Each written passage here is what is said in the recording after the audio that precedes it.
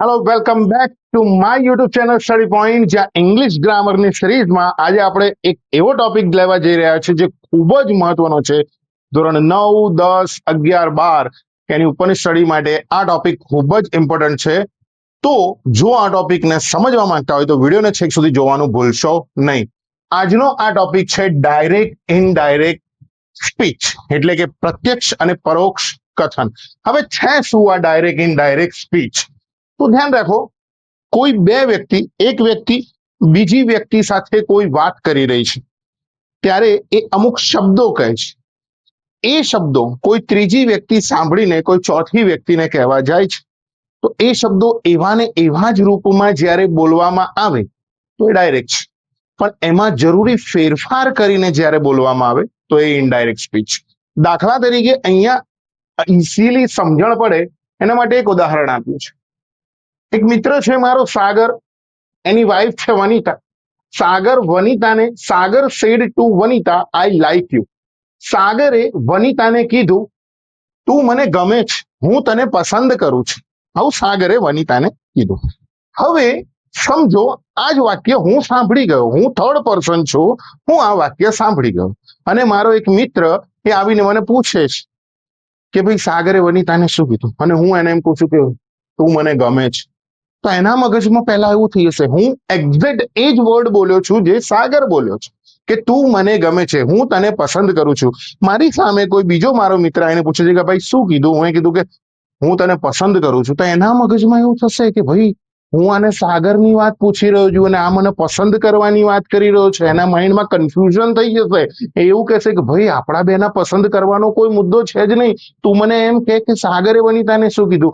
તો સારું છે સાગરે અહીંયા વનિતાને આઈ લવ યુ નથી કીધું, નહીં તો પેલાને તો એવું જ લાગે કે એ મને પૂછવા આવે કે ભાઈ સાગરે વનિતાને શું કીધું, હું એને કહું કે હું તને પ્રેમ કરું છું, આઈ લવ યુ. તો એના મગજમાં ઊંધું થઈ જાય કે ભાઈ તારી નિયત ખરાબ લાગે છે. તો સમજો અહીંયા, પણ અહીંયા એને એવું કહેવું જેવું છે કે સાગરે વનિતાને કીધું કે સાગર, અહીંયા આઈ લાઈક યુ, મતલબ કે આઈ એટલે કોણ? તો સાગર. સાગર તને કોને? વનિતાને. સાગર વનિતાને પસંદ કરે છે, એવી વાત થઈ છે એમની વચ્ચે. તો અહીંયા થોડા ફેરફાર કરવા જરૂર છે. તમે સેમ ટુ સેમ શબ્દો, સેમ ટુ સેમ વાક્યો બોલશો તો સામેવાળાને કન્ફ્યુઝ થશે. ક્લિયર છે? દાખલા તરીકે સમજો કે તમારા ફાધર નો ફોન તમારા ઘરે પડ્યો છે અને એમના કોઈ ફ્રેન્ડ નો ફોન આવે છે અને એ ફોન ઉપર એક મેસેજ આપવાનું કહે છે કે હલો, તારા પપ્પાને કહેજે કે હું આજે સાંજે તમારા ઘરે આવીશ. હવે આ જ વસ્તુ સાંજે પપ્પા અથવા તો બપોરે પપ્પા ઘરે આવે છે, તમે એમ કહો છો, સેમ ટુ સેમ વર્ડમાં બોલો છો કે પપ્પા હું આજે સાંજે તમારા ઘરે આવીશ. તો પપ્પાને સમજણ જ નહીં પડે. પણ આપણે એમ કહીશું કે પપ્પા હું નહીં, તમારા ફ્રેન્ડ આજે સાંજે તમારા ઘરે નહીં, આપણા ઘરે આવવાના છે. તો ત્યાં થોડા જરૂરી ફેરફાર કરવાના હોય છે. એ ફેરફાર સાથે જ્યારે તમે વાક્યો બોલો છો એને ઇનડાયરેક્ટ સ્પીચ કહેવામાં આવે છે. હવે ઇનડાયરેક્ટ સ્પીચ જે છે એ ધોરણ 9 અને 10માં 2 માર્કમાં, 11માં 3 માર્ક અને 12મા ધોરણમાં 4 માર્કમાં પૂછાય છે. ખૂબ જ મહત્વનો ટોપિક છે, ખૂબ જ ઈઝી ટોપિક છે, પણ ખબર નહીં કેમ વિદ્યાર્થીઓને આ ટોપિક થોડો હાર્ડ લાગે છે. તો ધ્યાન રાખો, સૌથી પહેલા એક વાક્ય હોય છે, એ વાક્યના કેટલાક ભાગ હોય છે. જેમ કે વાક્યની અંદર જે પહેલો વ્યક્તિ હોય છે એ બોલનાર હોય છે, એટલે કે સ્પીકર છે. જેમ કે અહીંયા સાગર બોલી રહ્યો છે, વનિતા સાંભળી રહી છે. તો બોલનાર કોણ છે? સાગર. સાંભળનાર કોણ છે? વનિતા. યાદ રાખો, જ્યારે ડાયરેક્ટ નું ઇનડાયરેક્ટ કરો ત્યારે સૌથી પહેલી વસ્તુ તમારે આ શોધવાની છે કે જે પણ વાક્યો આપ્યા છે એમાં બોલનાર કોણ છે અને સાંભળનાર કોણ છે. તો આ બોલનાર છે, આ સાંભળનાર છે. અહીંયા said to A reporting verb કહેવાય છે. જો કે હવે તો સેડ ટુ શબ્દ વપરાતો નથી, હવે તો સીધા પેલા 2 ડોટ વપરાય છે જેને સેડ ટુ કહીએ છીએ આપણે. પહેલા એ આ રીતે વાક્યો પૂછાતા હતા. અને કોઈ પણ વ્યક્તિએ બોલેલું જે વિધાન હોય છે, જે વાક્ય હોય છે, એને રિપોર્ટેડ સ્પીચ કહેવામાં આવે. તો આ રીતે વાક્યના 4 ભાગ પડે છે.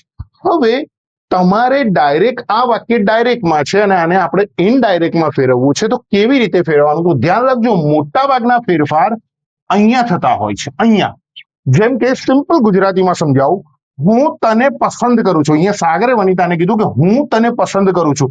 તો હું એટલે કોણ? હું પસંદ કરું છું. તો અહીંયા હું એટલે કોણ? તો હું એટલે સાગર. તો સાગર તને પસંદ કરે છે. તો તને એટલે કોને? તો અહીંયા સાંભળનારને, એટલે કે સાગર વનિતાને પસંદ કરે છે. અહીંયા વાત એ રીતે છે. તો અહીંયા આઈ જે છે એ સાગર માટે વપરાયો છે, યુ જે છે એ વનિતા માટે વપરાયો છે. તો કયો સર્વનામ કોના માટે વપરાયું છે? જો એ કોન્સેપ્ટ ક્લિયર થઈ જાય તો વાક્યમાં 50% કામ પૂરું થઈ જાય છે. હવે સમજો કે જ્યારે પણ તમે વાક્યને ડાયરેક્ટમાંથી ઇનડાયરેક્ટમાં કરો છો, ચાહે વાક્ય વિધાન વાક્ય છે, ચાહે નકાર છે, ચાહે પ્રશ્નાર્થ છે, ચાહે ઉદ્ગાર છે, ચાહે આજ્ઞાર્થ છે, કોઈ પણ પ્રકારનું વાક્ય હોય, પણ જ્યારે તમે એને ઇનડાયરેક્ટમાં ફેરવો છો ત્યારે મુખ્ય 3 ફેરફાર તમારે કરવાના હોય છે. કયા 3 ફેરફાર છે એ ખાસ ધ્યાન રાખજો. આ 3 ફેરફાર દરેક પ્રકારના વાક્યમાં આવે છે. જેમ કે પહેલો ફેરફાર છે ડાયરેક્ટમાંથી ઇનડાયરેક્ટ કરતી વખતે જરૂરી ફેરફાર. તો પહેલો ફેરફાર છે સર્વનામમાં ફેરફાર. વાક્યની અંદર જે સર્વનામ આપેલા છે એમાં જરૂરી ફેરફાર કરવાના આવે છે. જેમ કે પ્રથમ પુરુષના સર્વનામમાં બોલનાર મુજબ ફેરફાર થાય. હવે પ્રથમ પુરુષ એટલે શું? તો જે વ્યક્તિ બોલતો હોય એને પ્રથમ પુરુષ કહેવાય. જેમ કે અહીંયા સાગર અને વનિતામાં બોલનાર વ્યક્તિ સાગર છે, તો સાગરને પ્રથમ પુરુષ કહેવાય. હવે પ્રથમ પુરુષના સર્વનામ કયા છે? તો બોલનાર વ્યક્તિ પોતાના માટે જે શબ્દો વાપરે છે એ બધા શબ્દો પ્રથમ પુરુષના સર્વનામ કહેવાય. જેમ કે જો બોલનાર વ્યક્તિ એકલો હશે, એટલે કે એક વચનમાં હશે, તો એ પોતાના માટે આ શબ્દો વાપરશે. આઈ એટલે કે હું એટલે બોલનાર. મી એટલે મને એટલે કોને? બોલનારને. માય એટલે મારું એટલે કોનું? બોલનારનું. માય સેલ્ફ એટલે મારી જાતે. આ ચારે 4 શબ્દો બોલનાર વ્યક્તિ પોતાના માટે વાપરે છે. આ શબ્દ તમે બીજા માટે ના વાપરી શકો, આ તમે તમારા પોતાના માટે વાપરી શકો. જેમ કે અહીંયા જે આઈ વપરાયો છે એ આઈ કોના માટે છે? સાગર માટે છે, કારણ કે બોલનાર સાગર છે. તો જે વ્યક્તિ બોલનાર હોય એ પોતાના માટે આ શબ્દો વાપરે છે. એટલે કે વાક્યમાં જ્યારે પણ તમને આઈ, મી, માય સેલ્ફ કે માઇન જેવા શબ્દો દેખાય તો તમારે સમજી જવાનું કે આ શબ્દો બોલનાર વ્યક્તિ માટે વપરાયેલા છે. એ જ રીતે જો બોલનાર વ્યક્તિ એક કરતા વધારે હોય, બહુવચનમાં હોય, તો એ પોતાની જાતને વી એટલે કે અમે, અસ એટલે કે અમને, અવર અમારું અને અવર સેલ્ફ એટલે અમારી જાતે, આ 8 શબ્દો બોલનાર વ્યક્તિ પોતાના માટે વપરાય છે. જેમ કે અહીંયા આઈ એટલે હું એટલે બોલનાર. હવે બોલનાર કોણ છે? સાગર. સાગર કોણ છે? પુરુષ છે. તો પુરુષ છે એટલે અહીંયા હી આવી જશે. અહીંયા આઈ મારા માટે નથી, હું જે ભણાવી રહ્યો છું એના માટે નથી. આ આઈ કોના માટે છે? સાગર માટે. તો જ્યારે પણ આ શબ્દો અહીંયા દેખાય, માની લો કે અહીંયા માય આવ્યું હોત, માય, તો માય એટલે મારું, પણ મારું એટલે કોનું? બોલનારનું. એટલે સાગરની વાત થઈ રહી છે. સમજો પડે છે? અહીંયા તને પસંદ કરું છું, તો તને એટલે કોને?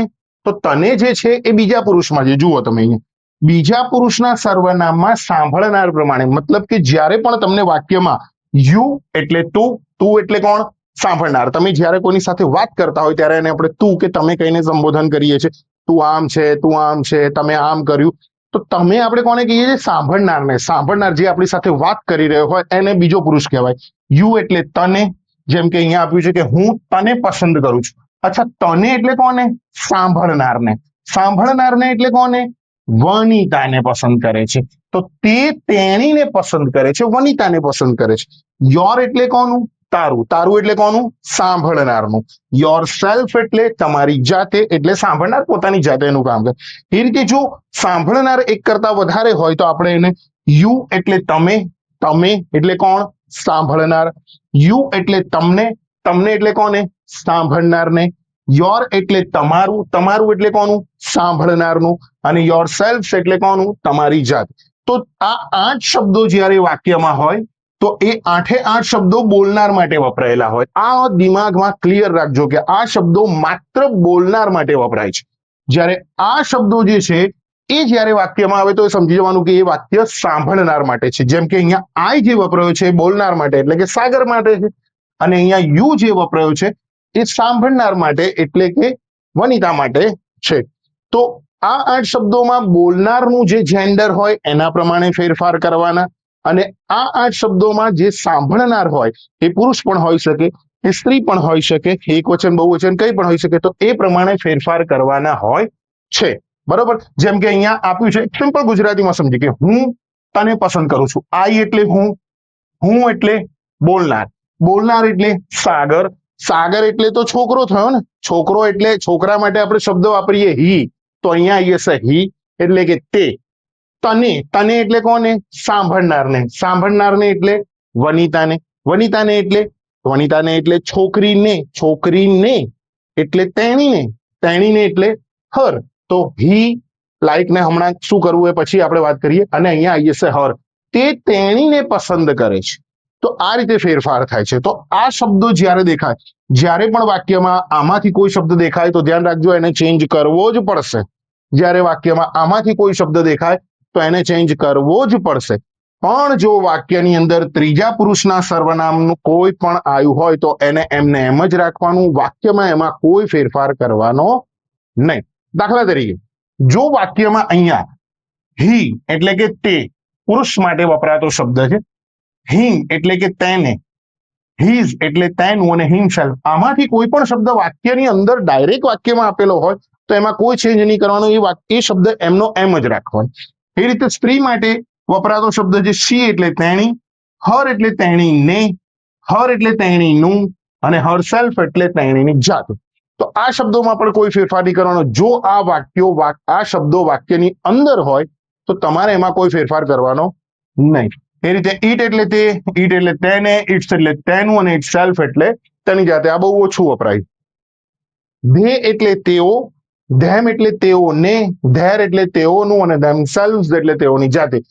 આ 16 શબ્દો વાક્યની અંદર આપેલા હોય તો એમાં કોઈ ફેરફાર કરવાનો આવતો નથી. દાખલા તરીકે એક ગુજરાતીમાં સિમ્પલ સેન્ટેન્સ આપું છું. માની લો કે હું તમને એમ કહું છું કે હું તમને અંગ્રેજી ભણાવું છું. આ વાક્ય તમારે કોઈ ત્રીજી વ્યક્તિને કહેવું છે તો તમે કેવી રીતે કહેશો? તો તમે આમાં થોડા ચેન્જીસ કરશો. શું કરશો? હુંની જગ્યાએ બોલશે સર. તમને ભણાવું છું તમે કહેશો અમને ભણાવે છે. તો સર અમને અંગ્રેજી ભણાવે છે. તો તમે હુંની જગ્યાએ સર એટલે કે જે બોલનાર વ્યક્તિ હતો હું, એનું નામ મૂકી દીધું. મેં કીધું તમને ભણાવું છું, તમે ત્રીજી વ્યક્તિને કીધું અમને ભણાવું છું. તો અહીંયા ચેન્જીસ થયો. પણ હવે હું એક વાક્ય એમ કહું છું કે દાખલા તરીકે ગાંધીજી દેશની આઝાદી માટે લડે. તો ગાંધીજી બોલનાર નથી. અત્યારે આપણે જે કન્વર્ઝેશન કરી રહ્યા છે એમાં ગાંધીજી બોલનાર નથી, ગાંધીજી સાંભળનાર નથી. તો હું એક ત્રીજા પુરુષની વાત કરી રહ્યો છું. હવે આ જ વાક્ય તમે કોઈ ત્રીજી વ્યક્તિને કહેશો કે ભાઈ સરે શું કીધું, તો તમે જઈને કહેશો ગાંધીજી દેશની આઝાદી માટે લડે. તો અહીંયા રાવણનો રામ દ્વારા વધ કરવામાં આવ્યો. તો રાવણ ત્રીજો પુરુષ છે, તો એમાં કોઈ ફેરફાર કરવાનો આવતો નથી. તો જ્યારે વાક્યમાં ત્રીજો પુરુષ આવે છે ત્યારે કોઈ ફેરફાર કરવાનો આવતો નથી. તો જોઈ શકો છો તમે ડાયરેક્ટ માંથી ઇનડાયરેક્ટ કરતી વખતે આ રીતે આપણે જરૂરી ફેરફાર કરવાના આવે છે. જોઈ શકો છો. તમારે સ્ક્રીનશોટ લેવો હોય તો સ્ક્રીનશોટ પણ લઈ શકો છો. આનો એક્ઝેક્ટ ઉપયોગ આપણે કઈ રીતે વાક્યોમાં કરીશું એ જ્યારે આપણે ઉદાહરણો કરીશું, વાક્યો કરીશું ત્યારે ખબર પડશે. પણ સિમ્પલ વસ્તુ ફરી એકવાર યાદ રાખો. જો આ શબ્દો વાક્યમાં હોય તો એ બોલનાર માટે વપરાયેલા હોય અને એમનો ફેરફાર બોલનારના જેન્ડર પ્રમાણે કરવો. જો બીજા પુરુષના કોઈ પણ સર્વનામ વાક્યમાં આવતા હોય તો એમાં જે ફેરફાર થાય એ સાંભળનારના જેન્ડર મુજબ કરવો. પણ જો વાક્યમાં ત્રીજા પુરુષનું કોઈ પણ સર્વનામ અંદર આવતું હોય તો એમાં તમારે કોઈ પણ ફેરફાર કરવાની જરૂર પડતી નથી. આ હતો ડાયરેક્ટ માંથી ઇનડાયરેક્ટ કરતી વખતે જે ફેરફાર હોય એમાં પહેલો ફેરફાર. અને હવે બીજા ફેરફાર તરફ આપણે આગળ વધીએ. તો આપણે આવી ગયા છે ડાયરેક્ટ માંથી ઇનડાયરેક્ટ કરતી વખતે જે ફેરફાર હોય એમાં પહેલો ફેરફાર આપણે જે જોયો સર્વનામમાં ફેરફાર, બીજો ફેરફાર કાળમાં ફેરફાર. તો તમારે વાક્યમાં કયા કાળમાં છે એ કાળ ઓળખવાનો અને એ કાળ બદલી નાખવાનો. જેમ કે જો આપેલું વાક્ય સાદા વર્તમાન કાળમાં એટલે ત્યાં V1 એટલે કે ક્રિયાપદનું મૂળ રૂપ અથવા SKS લાગેલું હશે. એવું હોય તો એ વાક્યને તમારે સીધું ભૂતકાળ કરી દેવાનું. જેમ કે અહીંયા લાઈક છે. હવે લાઈક એ વર્તમાન કાળ છે, તો તમે જ્યારે ઇનડાયરેક્ટમાં ફેરવશો તો એને વર્તમાનને ભૂતકાળ કરી નાખશો એટલે લાઈક નું થઈ જશે લાઈકડ. ઓકે, પાછળ ડી લાગી જશે. પણ જો વાક્ય પહેલેથી જ સાદા ભૂતકાળમાં હોય, મતલબ અહીંયા પહેલેથી જ લાઈકડ હોત તો તમારે પૂર્ણ ભૂતકાળ એટલે કે જો અહીંયા V2 સ્વરૂપ આપ્યું હોય, ભૂતકાળનું રૂપ આપ્યું હોય તો તમારે કમ્પલસરી પહેલા હેડ મૂકવાનો અને પછી V3 એટલે કે ભૂતકૃદંત મૂકવાનું. મતલબ માની લો કે આવું હોય કે આઈ લાઇકડ યુ, તો અહીંયા સર્વનામમાં તો આપણે આગળ જોઈ લીધું. લાઇક્ડ એ ભૂતકાળ છે, તો ભૂતકાળની જગ્યાએ પહેલા અહીંયા હેડ મૂકીશું અને અહીંયા મૂકીશું લાઇક્ડ, એટલે હેડ અને V3 મૂકવાનું આવે છે. માની લો કે અહીંયા ટુક હોત, ટુક, તો ટુક એ ભૂતકાળ છે, તો આપણે મૂકીશું હેડ અને અહીંયા મૂકીશું ટેકન. તો આ રીતે ફેરફાર થાય છે. જો વાક્યમાં ક્યાંય પણ ઇઝ, એમ કે આર લખેલું આવે તો તમારે તરત જ એને ચેન્જ કરીને વોઝ કે વેરમાં ફેરવી દેવાનું, જે પ્રમાણે સેટ થતું હોય એ પ્રમાણે. પણ વાક્યમાં પહેલેથી જ વોઝ કે વર આપેલું હોય તો તમારે હેડ બીન લખવાનું, વોઝ અને વર કાઢીને હેડ બીન લખી દેવાનું. એ જ રીતે જો વાક્યમાં હેઝ કે હેવ આવતું હોય તો એને બદલીને હેડ કરી દેવાનું. વાક્યમાં વિલ આવતું હોય તો પણ વુડ કરવાનું, શેલ આવતું હોય તો પણ વુડ કરવાનું. ધ્યાન રાખજો, ઘણા લોકોના માઇન્ડમાં એ કન્ફ્યુઝન આવે છે કે વિલનું વુડ થાય ને શેલનું શુડ થાય. અહીંયા એવું નથી. વિલ અને શેલ બંનેનું વુડ જ થાય છે. કેન આવતું હોય તો કુડ કરી દેવાનું અને મે આવતું હોય તો માઇટ કરવાનું. શુડનું શુડ જ રહેશે, વુડનું વુડ રહેશે, મસ્ટનું મસ્ટ જ રહે છે. બાકી કોઈ એવા કાળમાં ફેરફાર, આમાં જનરલી બધા કાળ આવી ગયા છે. જે કાળ વર્તમાન છે એને ભૂતકાળ કરો, જે ભૂત છે એને પૂરેપૂરો ભૂત કરો. ચાલુ વર્તમાન હોય તો ચાલુ ભૂત કરો, ચાલુ ભૂત હોય તો ચાલુ પૂર્ણ ભૂતકાળ કરો. તો એ પ્રમાણે કાળમાં ફેરફાર હોય છે. તો હવે આપણે આગળ વધીએ. ડાયરેક્ટ ઇનડાયરેક્ટમાં જે ફેરફાર છે, પહેલો અને બીજો ફેરફાર આપણે જોઈ લીધો છે, અને હવે ત્રીજા ફેરફાર, જેમાં નજીકતા દર્શક શબ્દોમાં ફેરફાર, કે વાક્યની અંદર તમને કેટલાક શબ્દો આપ્યા હોય તો એ શબ્દો જ્યારે તમે એને ઇનડાયરેક્ટમાં ફેરવો ત્યારે એને ચેન્જ કરી દેવાના. જેમ કે વાક્યમાં ક્યાંય પણ તમને નાવ લખેલું દેખાય તો તમારે એને ધેનમાં ફેરવી દેવાનું. નાવની જગ્યાએ ધેન મૂકી દેવાનું, બસ સિમ્પલ. ધીસ ને ધેટમાં કન્વર્ટ કરી દો. ધીસ ને ધોઝ. હિયર લખ્યું હોય તો ધેર લખી નાખો. ટુડે લખ્યું હોય તો ધેટ ડે. ટુનાઇટ હોય તો ધેટ નાઇટ. યસ્ટરડે શબ્દ હોય તો ધ પ્રીવિયસ ડે અથવા તો the day before. The last, જ્યાં પણ લાસ્ટ શબ્દ આવે ત્યાં ધ પ્રીવિયસ કરી નાખો. ટુમોરો ને ધ નેક્સ્ટ ડે માં ફેરવો. ધ નેક્સ્ટ ડે લખ્યું હોય તો the following day. The next month હોય તો ફોલોઈંગ મંથ, એ રીતે લખો. અગો શબ્દ હોય તો બિફોર કે અર્લિયરમાં ફેરવી નાખો, અને 10 હોય તો 100 માં ફેરવી નાખો. તો આ રીતે ડાયરેક્ટ નું ઇનડાયરેક્ટ વાક્ય કરતી વખતે આપણે આમાં જરૂરી ફેરફાર કરવાનો હોય છે. હવે અહીંયા એક વસ્તુ સમજી લો કે અહીંયા આ જે વાક્ય આપ્યું છે, આપણે 3 પ્રકારના ફેરફાર કીધા કે વાક્યમાં સર્વનામમાં ફેરફાર થાય. તો પહેલા સર્વનામમાં ફેરફાર કરીએ. તો અહીંયા જે આઈ છે અને એક સેકન્ડ માટે આપણે અહીંથી હટાવી દઈએ. તો શું ફેરફાર થશે? અહીંયા આઈ, તો આઈ એટલે હું. હું એટલે કોણ? બોલનાર. હું હંમેશા બોલનાર હોય. અચ્છા, અહીંયા બોલનાર કોણ છે? સાગર. સાગર માટે, સાગર તો પુરુષ છે એટલે પુરુષ માટે શું વપરાય? તે, એટલે કે હી. તો અહીંયા હી થઈ જશે આની જગ્યાએ. ઓકે. હવે અહીંયા સર્વનામ છે યુ. યુ એટલે તને. તને એટલે કોને? તને શબ્દ હંમેશા સાંભળનાર માટે વપરાય. સાંભળનારને. સાંભળનારને એટલે કોને? વનિતાને. અચ્છા, વનિતાને એટલે તો મહિલાને થયું ને. વનિતા એટલે મહિલા, પણ વનિતાને, આ પાછળનો ને અને નું શબ્દ જ ને ક્યારે નહીં કાઢવાનો. વનિતા એટલે મહિલા, મહિલા માટે શી વપરાય, પણ અહીંયા વનિતા નથી, વનિતા ને. તો તેણીને, મહિલાને એટલે તેણીને, તેણીને એટલે હર. થઈ ગયું. હવે કાળ પ્રમાણે જોઈએ તો અહીંયા લાઈક એ વર્તમાન કાળ છે, તો આપણે એને ભૂતકાળ કરી દઈશું. તો અહીંયા આવું થઈ જશે, હી લાઇકડ હર. તે તેણીને પસંદ કરે છે. હવે તે કોણ છે? અહીંયા તમારી મારી વાત નથી, આ સાગરભાઈની વાત છે. તે એટલે સાગરભાઈ તેણીને પસંદ કરે છે, એટલે કે વનિતાબેનને પસંદ કરે છે. બેન આપણી, એમની નહીં, એ પસંદ કરે. તો તે તેણીને પસંદ કરે છે. તો આ રીતે જરૂરી ફેરફાર થતા હોય છે. તો આ હતા ડાયરેક્ટમાંથી ઇનડાયરેક્ટ કરવા માટે જે મુખ્ય 3 ફેરફાર હોય છે, એ ફેરફારો. હવે આપણે નેક્સ્ટ લેક્ચરની અંદર વિધાન વાક્યોને ઇનડાયરેક્ટમાં કેવી રીતે ફેરવવા એ પણ જોઈશું. પ્રશ્નાર્થ વાક્યોનું ઇનડાયરેક્ટ પણ જોઈશું. આજ્ઞાર્થ વાક્યો, ઉદ્ગાર વાક્યો, તમામ પ્રકારના જે વાક્યો છે કે જે લેટ વાળા વાક્યો છે કે શુભેચ્છા દર્શક વાક્યો છે, તો તમામ પ્રકારના વાક્યોને ઇનડાયરેક્ટમાં ફેરવતા આપણે શીખીશું. ત્યાં સુધી અમારા વિડીયો ગમતા હોય તો ચેનલને લાઈક કરો, શેર કરો અને સબસ્ક્રાઇબ કરવાનું ભૂલશો નહીં. મળીએ હવે નેક્સ્ટ વિડીયોમાં. Thank you.